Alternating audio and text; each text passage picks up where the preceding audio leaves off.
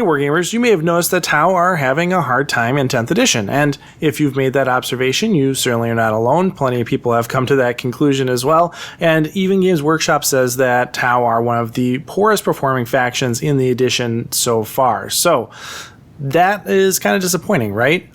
But nonetheless, we've been here before. Tau don't work again. Right? That's not anything new. We've been here before. And so today we are going to take a look at the causes of the Tau dysfunction and also offer some paths forward in hopes that some of these things get addressed by the time the Codex comes out next spring. So let's jump into it.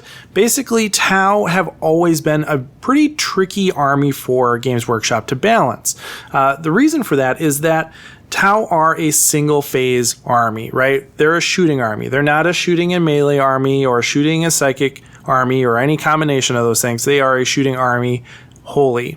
And so that means that everything that Tau do offensively has to be achieved in the shooting phase, whereas many other armies have 2 or 3 different phases to do that damage. And so in concept, for Games Workshop to balance Tau, all they have to do is make Tau shooting as good as all the other armies' combined phases, right? So shooting needs to be just as powerful as shooting and melee for some other factions or shooting and psychic for some other factions, right? That's all you have to do in concept. But that's really challenging because shooting is a lot easier to do than a lot of those other actions, right? It's easier to be in range of a 30-inch range weapon than it is to get within 18 inches for a psychic power or to get into melee combat. And so those weapons, those offensive capabilities that Tau have, are much more easily employed than the ones that other armies are using. So you can't just look at, the point for point damage output. You have to discount it based on the likelihood of actually being able to use that thing.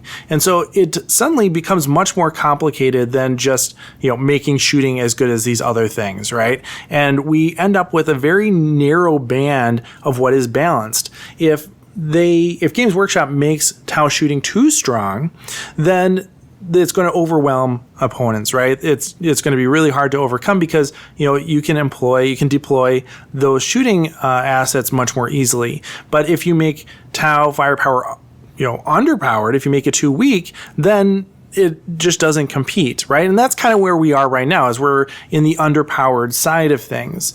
And this is very reminiscent to some of the issues we had between 8th and 9th edition. In fact, that was a really good illustration of the balancing process or the development process that Games Workshop goes through when dealing with Tau. And so in 8th edition, we even had a video on this channel overviewing some of the key issues that Tau are facing, right? And in that video, I identified things like having damage in melee or having some presence in melee, having savior protocols issues. Savior protocols was being extremely exploited, just constantly being used as kind of a crutch that made Tau really hard to deal with, and marker lights being overly complicated and not really giving you the value that you needed from them.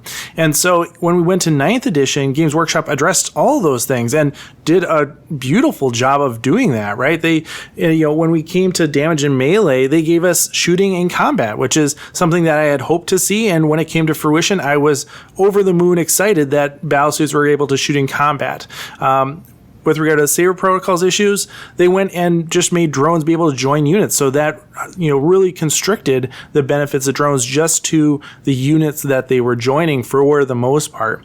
And then marker lights, they simplified to just be a flat +1 ballistic skill, which again was exactly what we were hoping to see and really tuned the army to be much more effective. But the fact that they gave us all 3 of these things plus many more enhancements made the army exceptionally strong. And so probably in 9th edition, certainly when the Codex was first released, it was overtuned. And so they had to hit the Codex with some nerfs, and eventually it ended up more in this kind of mid-range at the end of 9th edition, which was probably right where we wanted it. But a lot of the issues that we have here in 10th are reminiscent of some of these same issues. They're, certainly different, right? It's not an issue with Saber Protocols because Saber Protocols doesn't exist. It's not an issue with marker lights because marker lights don't really exist anymore, at least not in the same way we've been historically accustomed to thinking of them. Instead, the issues with 10th edition really revolve around staying power in melee, which is very similar to the melee issue that we had before, durability, which is similar to issues with Saber Protocols. It's really the root problem that we had with Saber Protocols.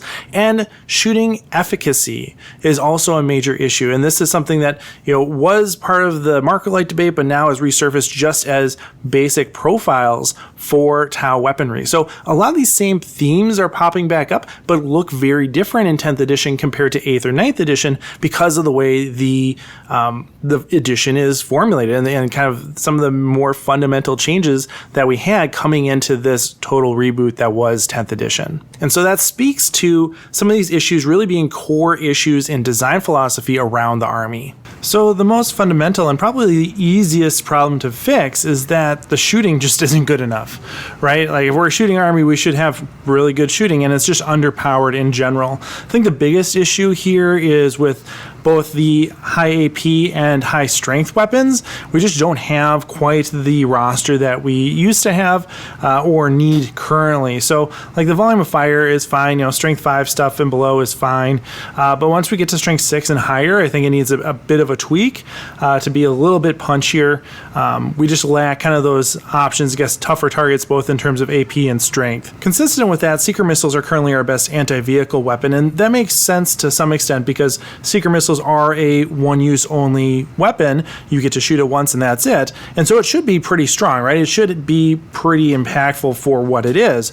But the problem is that given everything needs to be shifted, a little bit more powerful, that's true for seeker missiles too. Seeker missiles really should be even stronger than they currently are, given the current iteration of 10th edition, basically the durability that exists within the game as a whole right now. Seeker missiles should be even stronger than they are. Really what we're looking for, though, are things like, ion cannons, rail guns, heavy rail rifles, the pulse blast cannon, those types of things really should be more powerful than they are. And in particular, rail weapons need to get a big boost up. They have a lot of things going for them, but the big shortcoming is that they just have devastating wounds, and that's it. Devastating wounds on a single rail gun shot is insufficient, right? Like it's not going to proc enough to really make a difference. And really, in order to make that devastating wounds proc appropriately, it needs to be paired with anti-vehicle or anti-monster or some other anti-keyword, right? Anti-vehicle 3-up, 4-up, something like that would make this much, much better and really start to shift rail guns into the position where they should be, right? And that applies to rail rifles and heavy rail rifles too. That rail weapons just need some additional keyword support to make them functional. Not necessarily a change in their baseline profile, but they do need those keywords to allow them to perform the roles that they are envisioned to perform. So overall, we need to see a bit of a tweak, a little bit of a boost to our weapons, and that can be in the form of increased strength, increased AP, maybe giving some additional keywords like maybe plasma rifles need to be rapid fire again, maybe railguns need anti-vehicle, that sort of thing. The other big issue with our shooting is that Cao Yun discourages active play until turn 3. Cao Yun, great rule, right? Sustained hits 1 or 2 is really good. You really, you can get a lot of output on that, but it only happens on turn 3, 4, and 5, right?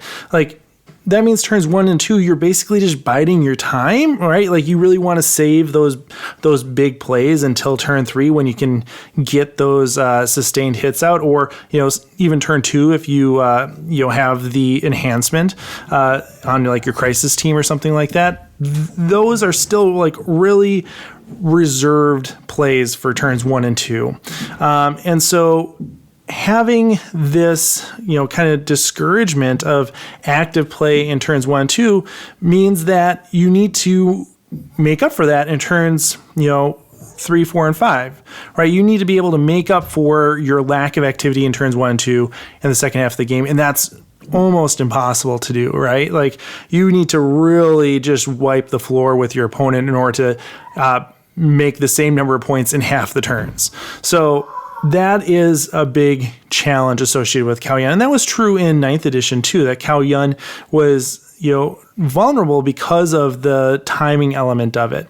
And so the trade-offs that we have with Cao Yun are something that will be resolved once we get other detachments. Notably, when we get the MacLeod detachment, which is almost certainly going to be one of the new detachments, right? When we get a MacLeod detachment, it probably will have the opposite problem and just be, very front-loaded. And frankly, that's a better problem to have. So this one might resolve on its own just by getting new detachments. But it would be nice to see Cao Yun adjusted to still be viable, because this delayed action, activating on turn 3, really holding everything until then, does put you at a big advantage. And so it'd be nice to see Cao Yun tweaked. Maybe something like sustained hits 1 against targets that are more than 18 inches away for turns 1 and 2, and then having the rule as it is on turns 3 and forward.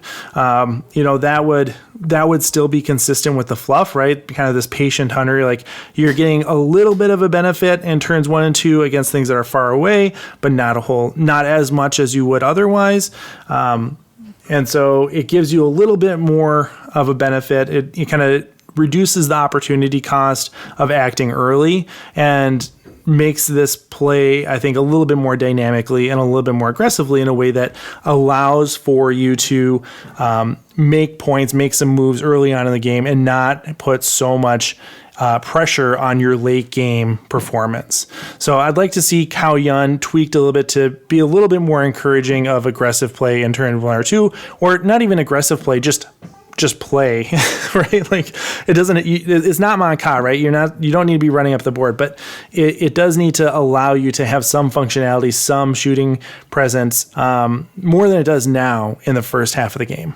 Another issue affecting shooting efficacy of Tau currently is that For the Greater Good is a little bit too rigid. Overall, I think it's a thematic and interesting mechanic. It has a lot of really cool parts to it. I like how it's conceptualized. I like how it plays, but it does impose some restrictions on how you play and exactly what you get for that play that make it a little bit undesirable in some ways, right? So, like, it's good that it reduces the impact of marker lights, right? It's good that it allows you to coordinate fire between units. It's good that it has a simplified benefit structure. Like, +1 ballistic skill and ignore cover are excellent benefits. And the way that this mechanic is built to deliver those benefits, I think, is really good. But the problem is that part of POW's shooting superiority is the diversity of weapon types and the diversity of chassis that you can use to deliver those shots, right? So one of the nice things about Tau is that you have many different weapons that have different profiles that can be used against different targets,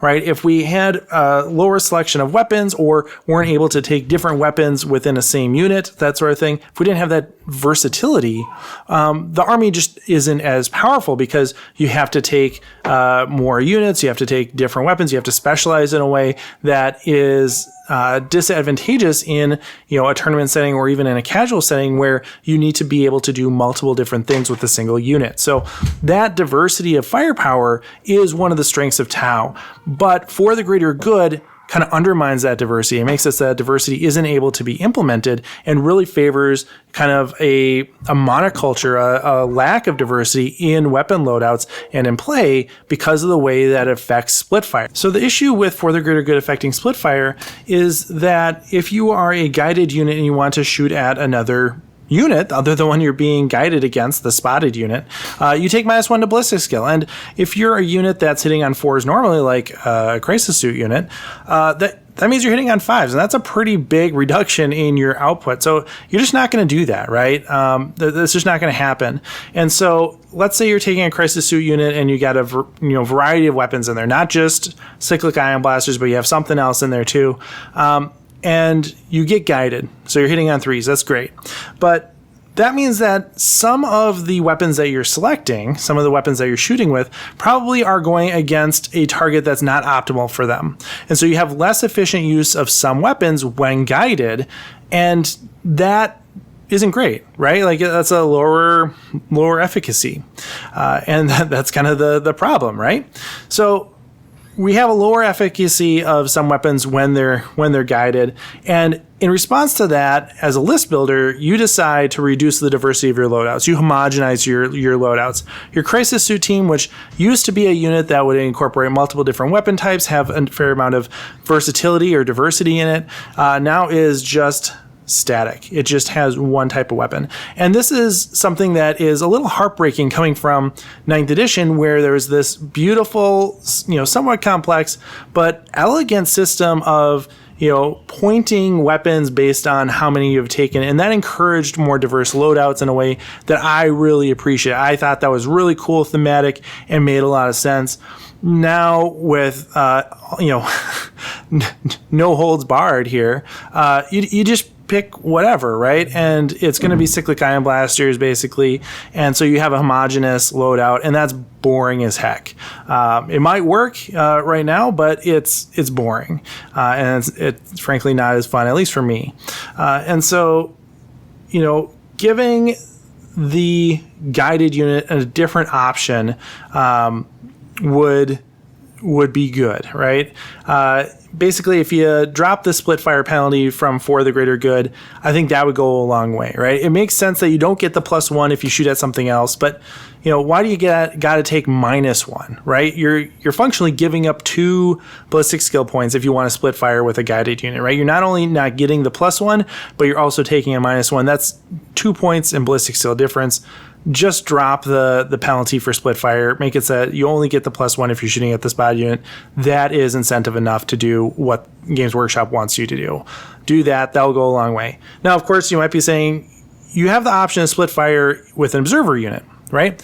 And that's true. And also kind of part of the problem, right? You can split fire with an observer unit, and you can get many of the benefits that you're looking for by using the coordinate to engage stratagem for 1 CP.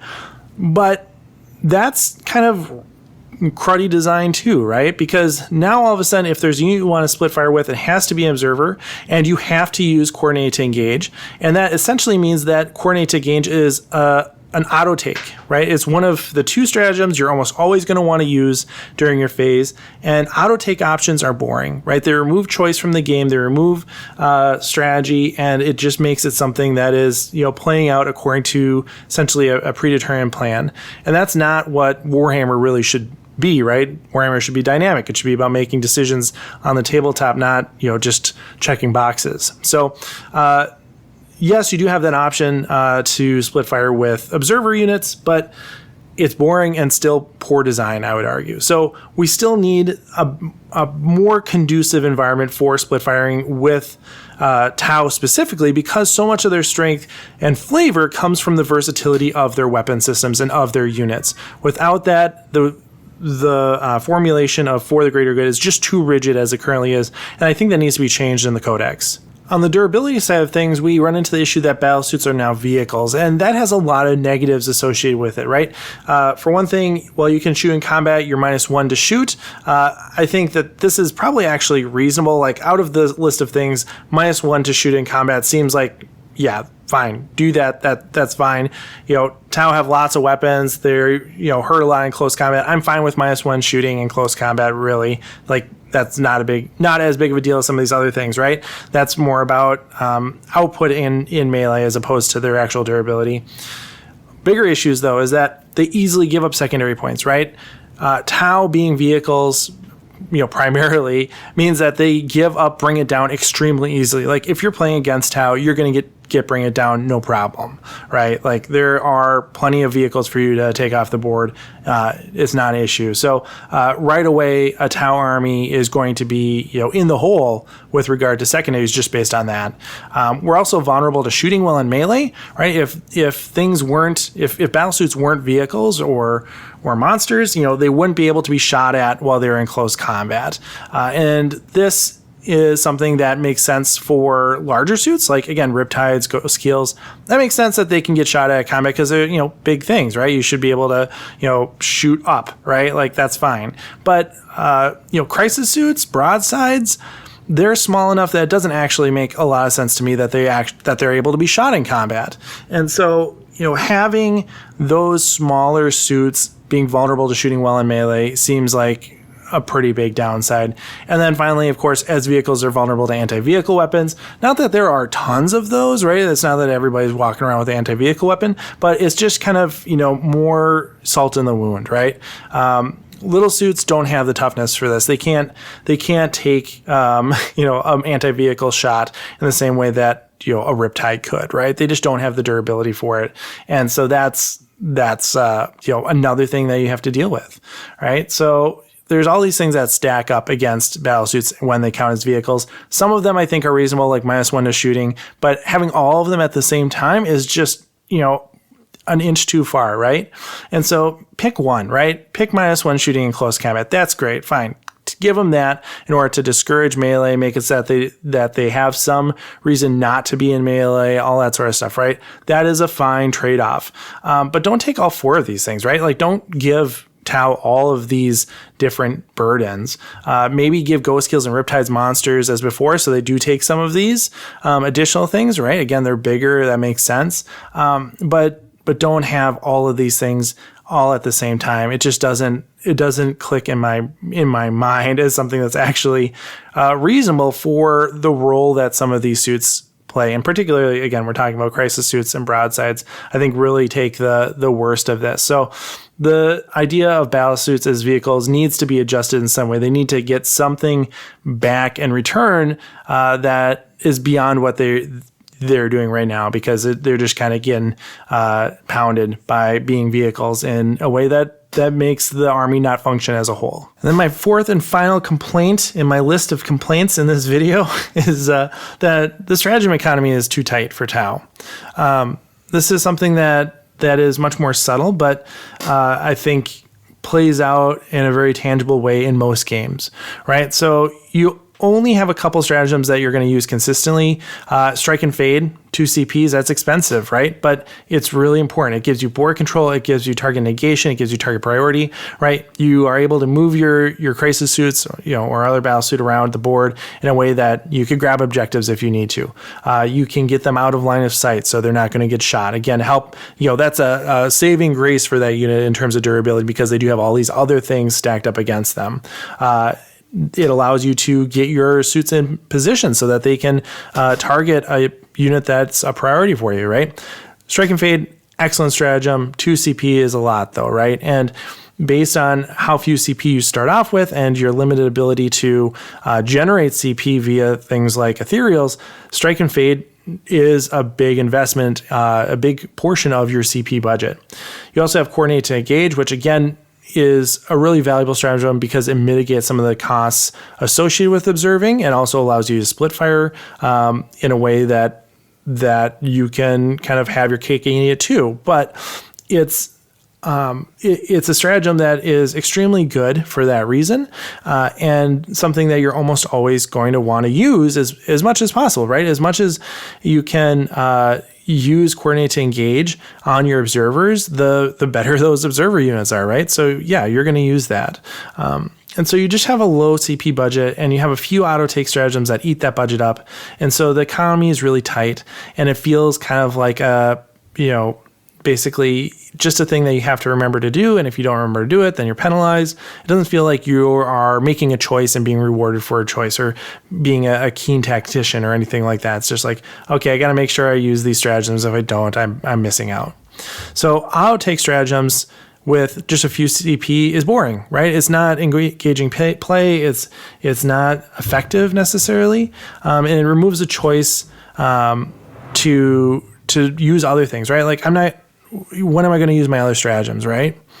Not as often as I could, because I'm using Strike and Fade and Coordinate to Engage a lot. Now, maybe that's just me. Maybe I'm a bad player. Let me know in the comments below. But, it does seem like it imposes a really steep opportunity cost if I want to use something other than Strike and Fade or other than Coordinate to Engage. Right? Other strats could be fun, could be effective, but it's really hard to justify given how much you are going to be needing those other two. And it also prevents some useful interactions, like pure tight engram neurochip, right? I'm not going to be taking pure tight engram neurochip in a way that is actually going to be useful for me because I'm I'm spending CP on these things, and I would never use pure engram neurochip because it doesn't refund CP for one thing. It doesn't reduce the cost of a stratagem, but also means that I just don't have the CP to use a different stratagem twice, right? If pure engram neurochip made things free, then I could use it, but since it doesn't, the fact that the economy is so tight means that there's no opportunity to use the engram neurochip anyway. Right? And so there are supply and demand solutions to this, right? You could reduce the CP cost of Strike and Fade. I don't know if I would endorse that necessarily, but that's something that you could do to loosen up the economy here a little bit. You could incorporate stratagems as war gear abilities. I think that's probably a better way, right? Like if there are stratagems that you're going to be using consistently, then just make them part of the data sheet, right? Like it doesn't have to be ubiquitous. It doesn't have to be that every unit that could strike and fade strikes and fade, but maybe that's what crisis suits do, right? Maybe that's one of the support systems that they can take is strike and fade. That seems reasonable to me. If you had pure engram neurotrip, negate the stratagem costs. That too would open up the stratagem economy a little bit here. Or if Ethereal's just auto-generated CP instead of having to roll for it, also that makes sense. That's going to guarantee you a CP as opposed to having to roll for it and not having the guaranteed CP, right? So it gives you just a little bit more reliability, and again, on the whole, will give you a CP or two more over the course of a game. So those are my big concerns, right? I think the shooting's just not good enough. I think For the Greater Good is too rigid. I think battle suits as vehicles is too penalizing, and the stratagem economy is just too tight. Let me know what you think in the comments below. Which of these do you agree with? Which do you disagree with? And what are some potential solutions that you'd like to see? Let's have a conversation down in the comments below. And as always, thanks for watching and happy wargaming. Hey everyone, thanks for watching. If you stuck around to this point of the video, maybe you want to join our Discord community as well. There's a link in the description below. Special thanks to all my supporters over on Patreon, but especially the folks that you see on your screen now. If you want to help make more invasive wargaming videos, consider joining our community over there as well.